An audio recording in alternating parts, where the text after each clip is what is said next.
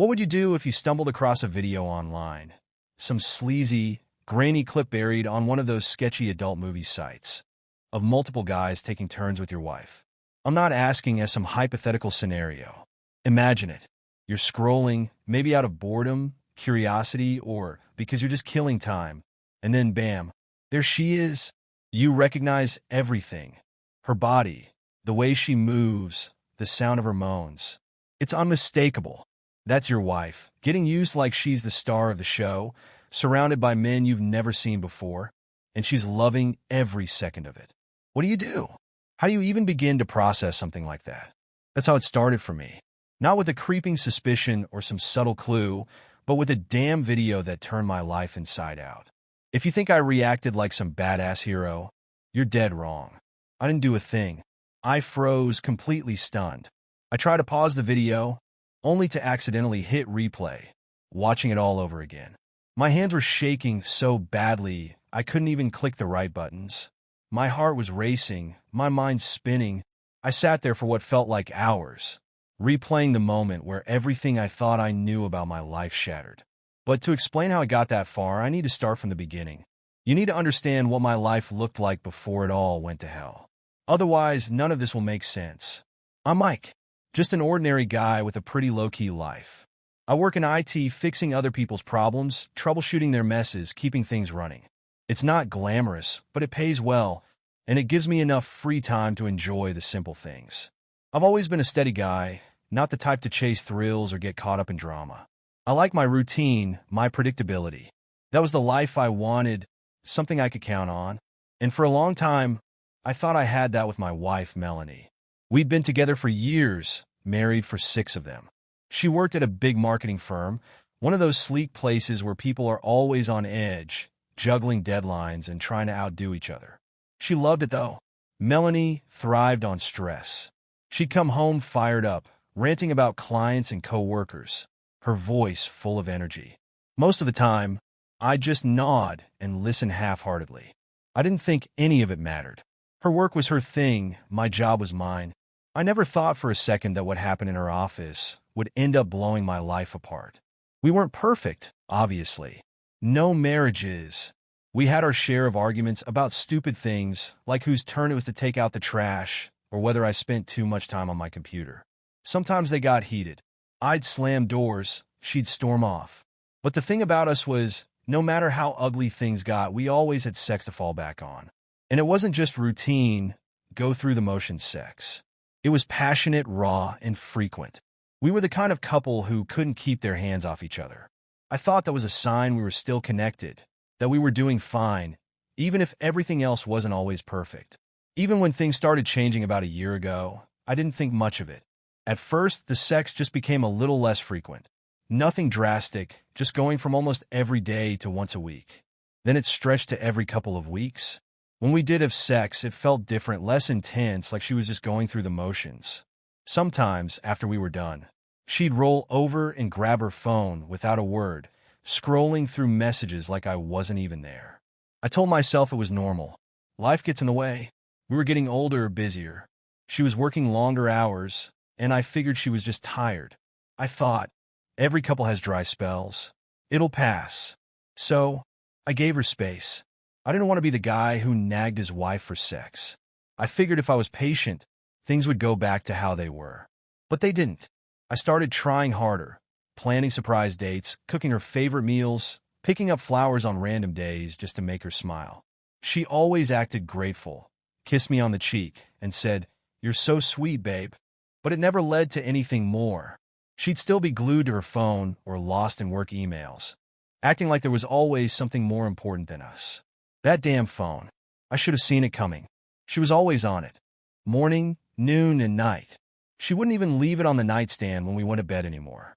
I'd hear it buzz late at night, and she'd snatch it up like it was some urgent emergency. "Just work stuff," she'd say, flashing me that quick, dismissive smile that always made me feel like an idiot for even asking. I wanted to believe her. I really did. I wasn't the kind of guy to pry or snoop. I never checked her messages or asked too many questions. I thought trust was supposed to be the foundation of a marriage, so I tried my best to give her the benefit of the doubt. I figured she was stressed, maybe a little overwhelmed. But I didn't know then what I know now, that she was already slipping away from me. She started dressing differently, too. Tighter skirts, blouses that showed a little more skin. I told myself it was just part of her job. Marketing is all about appearances, right? But it didn't feel right. She wasn't dressing like that for me anymore. It was like she was putting on a show for someone else, and I was too blind to see it. Then came the late nights at work. Those became more frequent, too.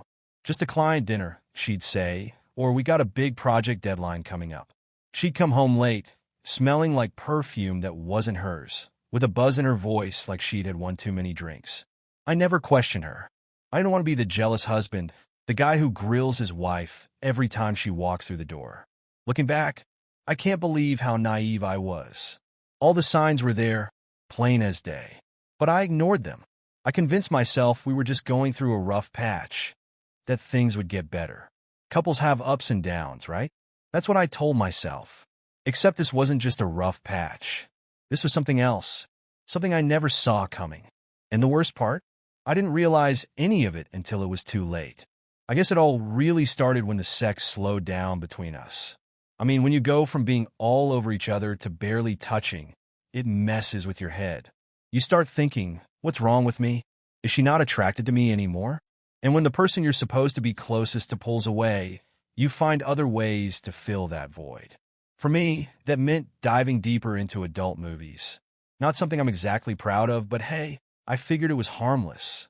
I told myself, it's just a way to blow off steam. Everyone does it, right?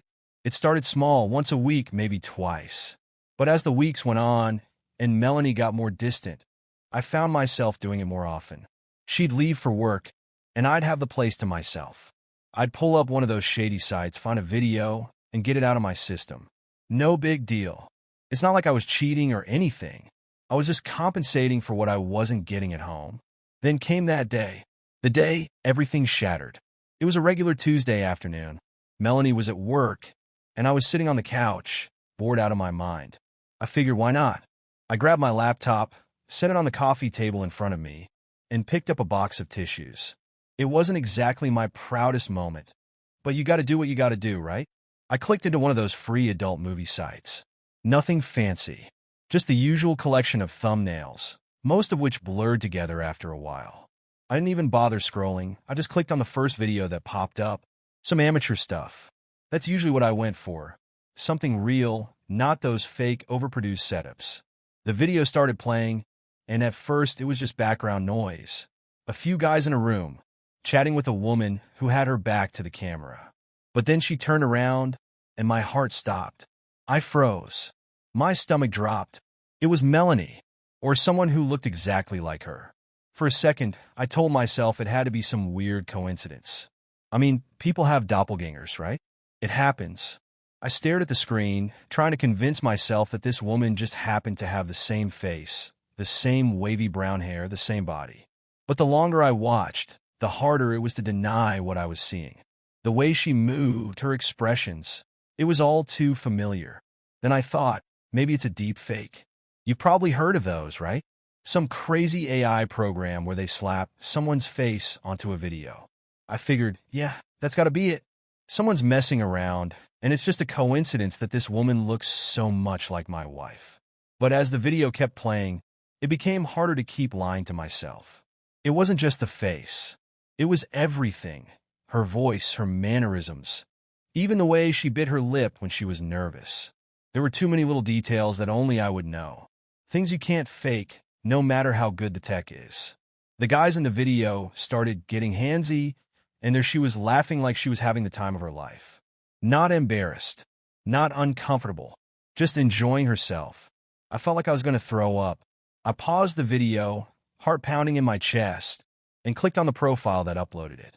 My hands were shaking so badly I could barely control the mouse. I figured if this is a prank or some weird mistake, the profile will prove it. But it didn't. There were dozens of videos, all of them featuring her.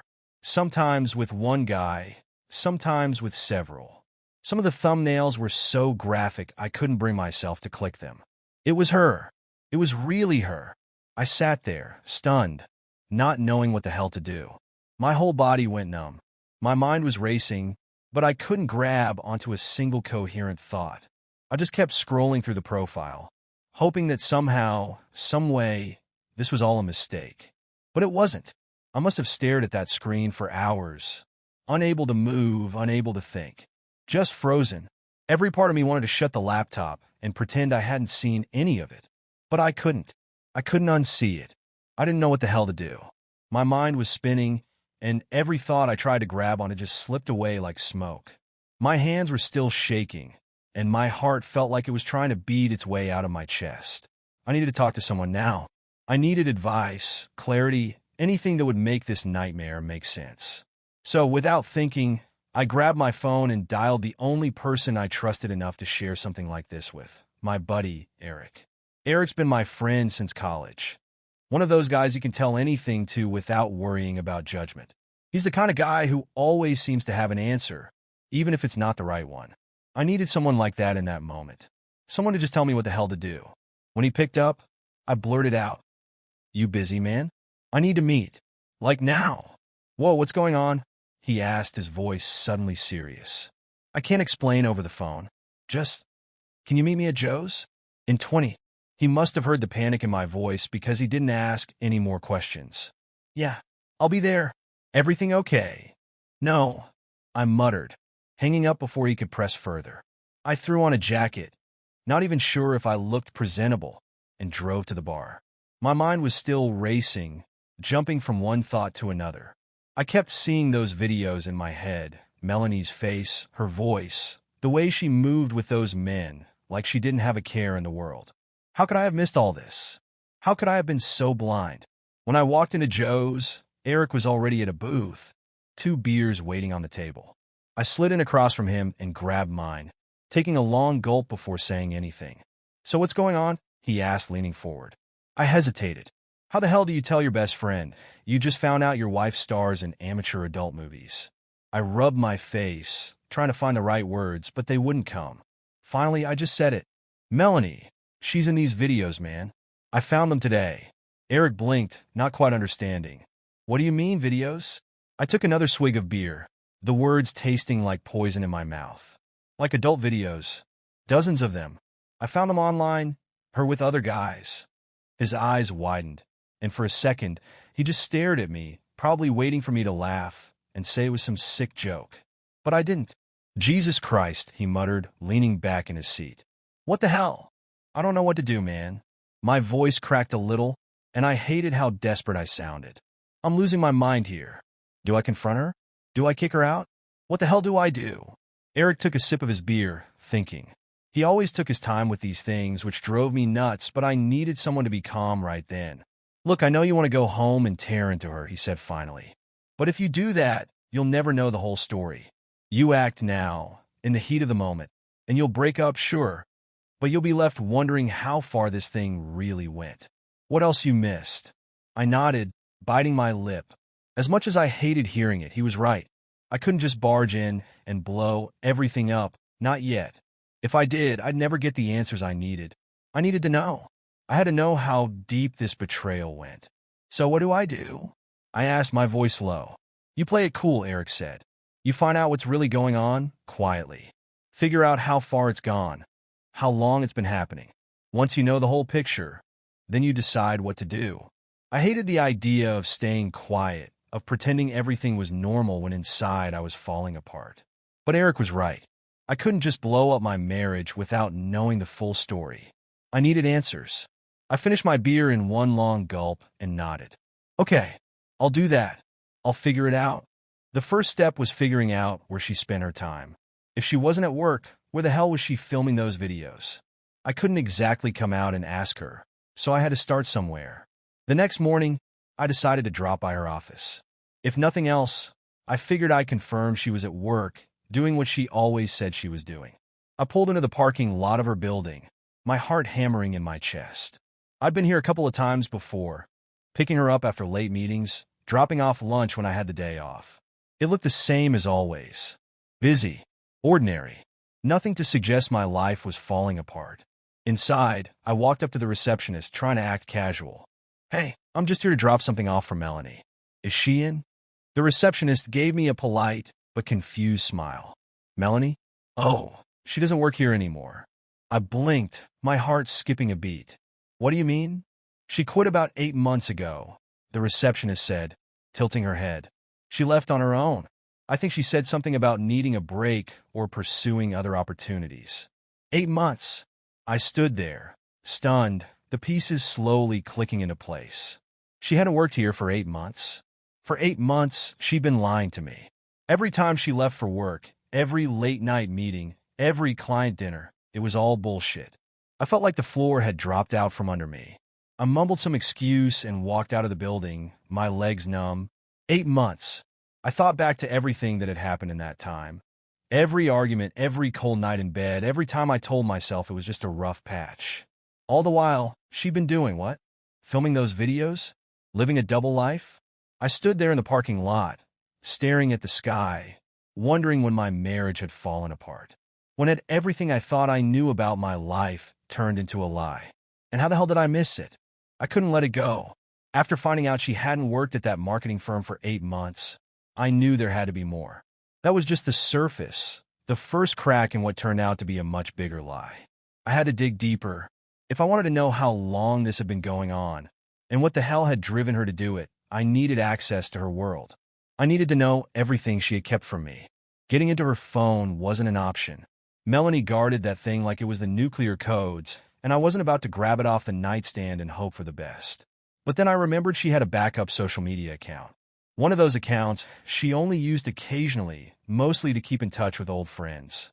She hadn't logged in from her laptop in a long time, which meant her login credentials were still saved there. So one night, after she went to sleep, I opened her old laptop. It had been gathering dust in the closet for months.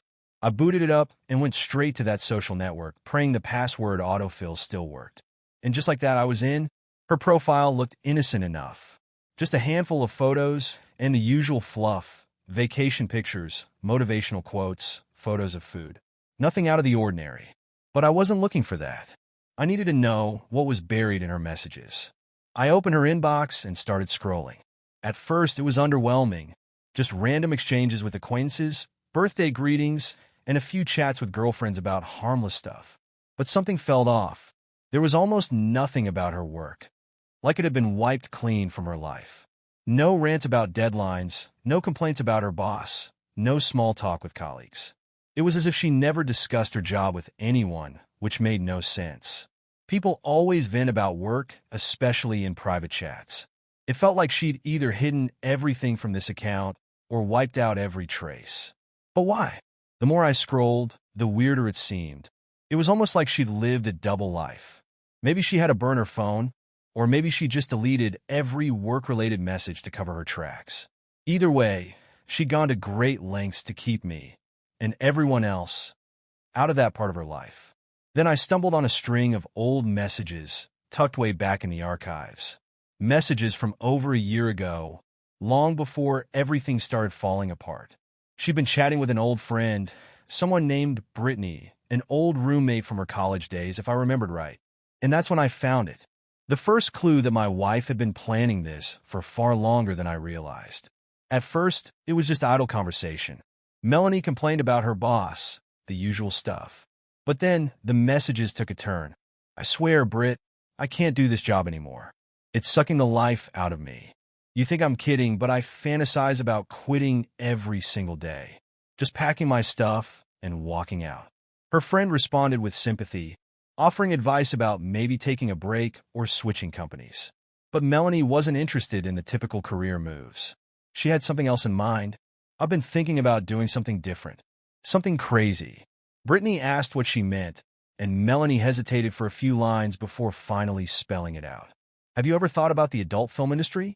I sat there, reading that line over and over, hoping I was misinterpreting it. But I wasn't. There it was in black and white. She wasn't joking. She wasn't just venting. She had considered it seriously. And not just recently. This was from over a year ago, long before the distance between us grew, before the sex slowed down, before I had any reason to suspect that she was hiding anything. She'd been thinking about this for a long time, maybe even planning it.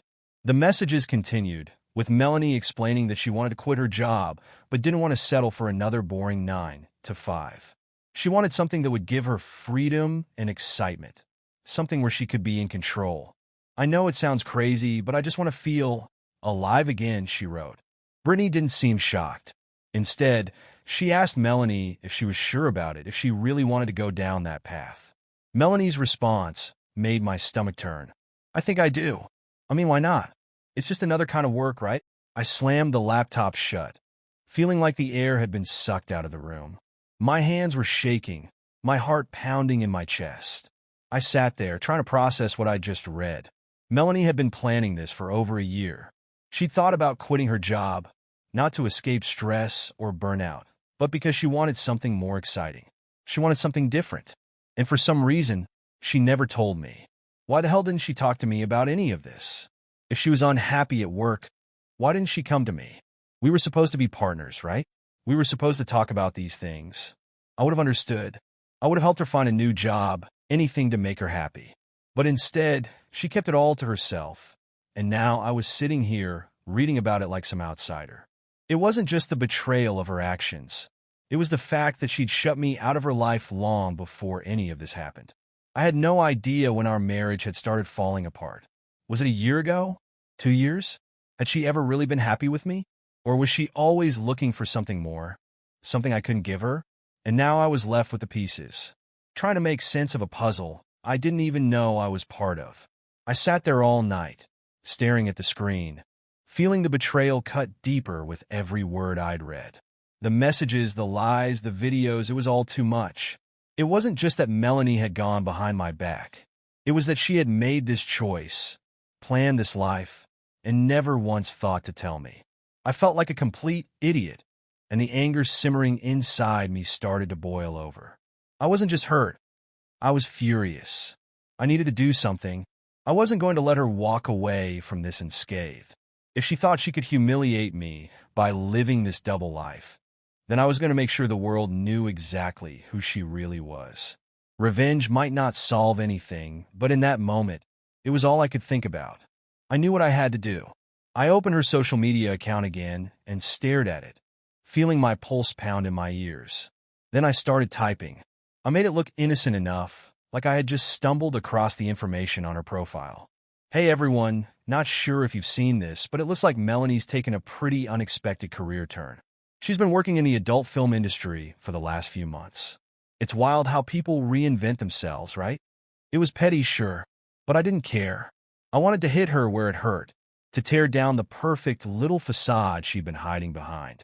Once I hit post, I knew there was no going back. I set the phone down, heart racing, and waited. It didn't take long.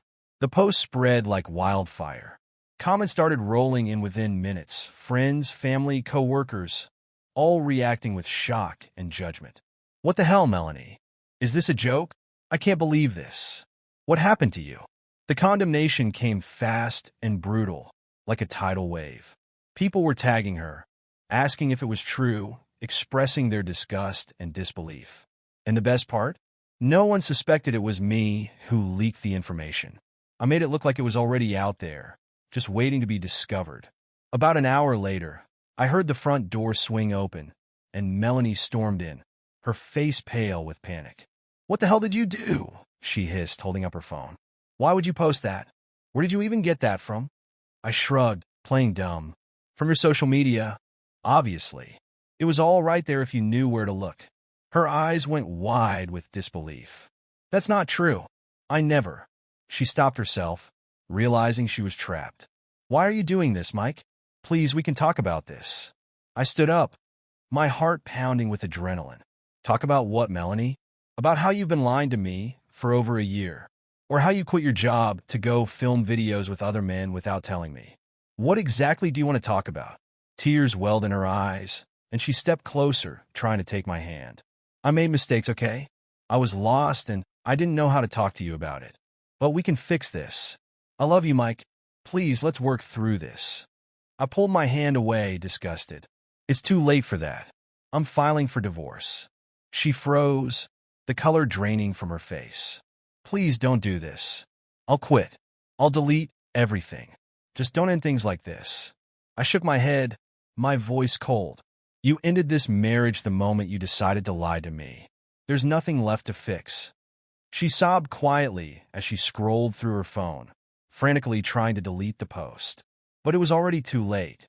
Once something is out there, it's out there forever. The fallout was swift.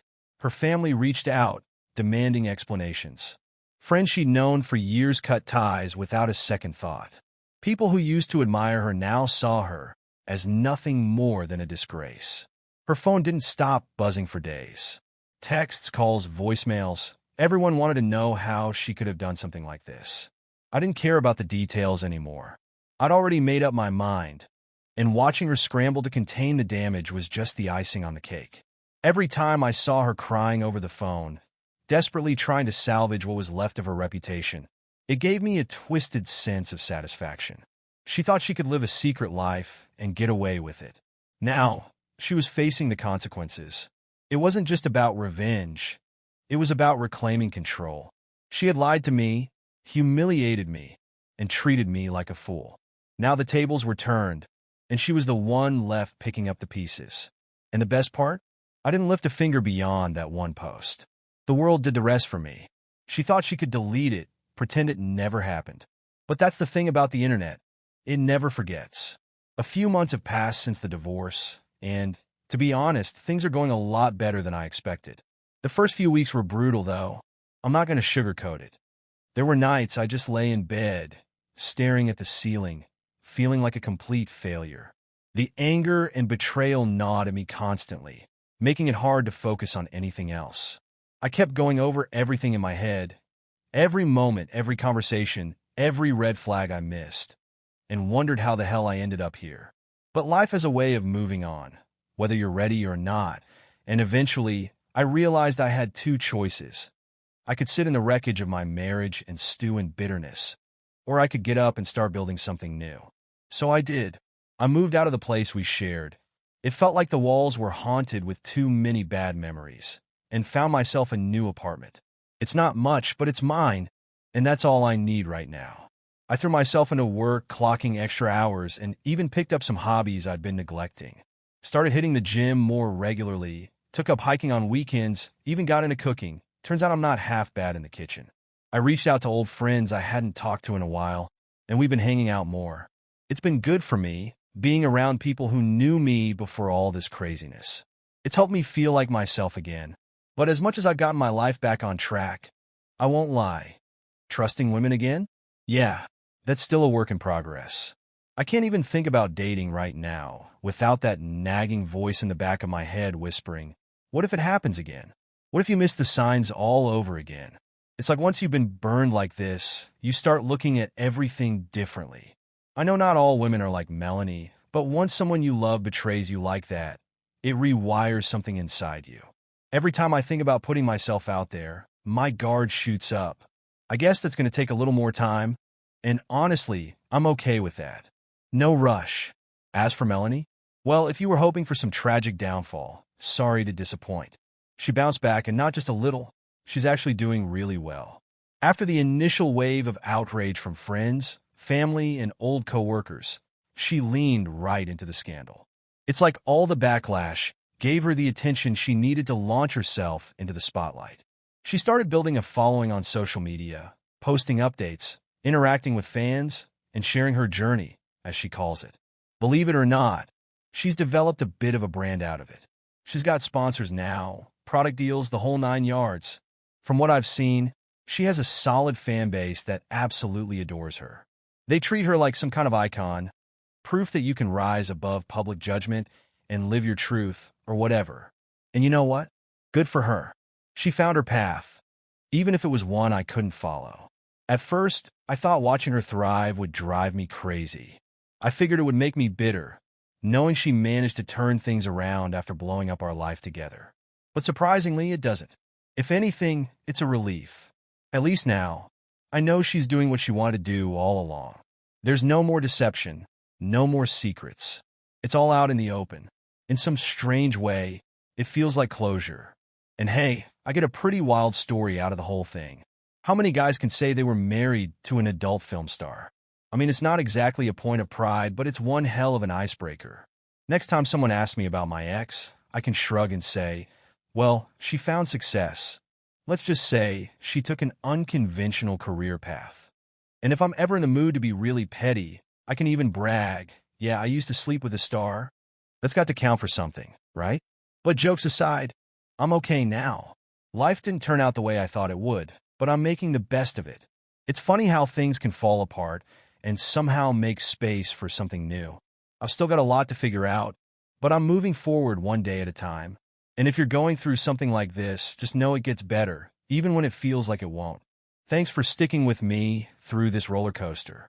I know it's been a wild ride, but if sharing this story helps someone out there feel a little less alone, then it was worth it.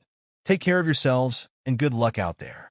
Life's a mess, but it's also an adventure.